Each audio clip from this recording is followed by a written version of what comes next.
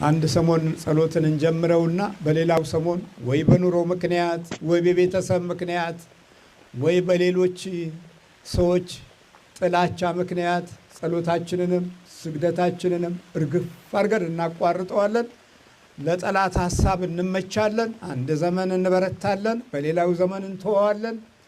ግልብጥ ንብጥብጥ ሲልብን ደግሞ እንደገና እንሞክራለን፣ እንደገና ደግሞ እንጠላዋለን።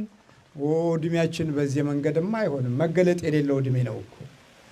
እምነትም በጽናት ያለማሳየትም አንዱ ሌላው ችግር ነው። ኢዮብ እኮ በመከራ ውስጥ እግዚአብሔርን ባረከ፣ በቁስል ውስጥ እግዚአብሔርን ባረከ።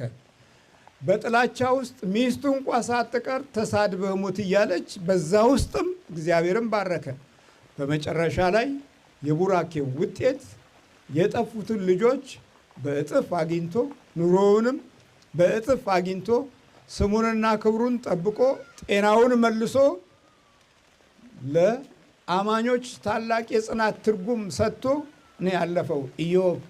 ስለዚህ አንዳንድ አባቶች ልጆቻቸውን ጽናት ከቤታቸው ሲጎድል መታሰቢያ ይሆን ዘንድ ኢዮብ ይላሉ እና እስካሁን አላወቀችውም ነበርና ኢየሱስም አለ።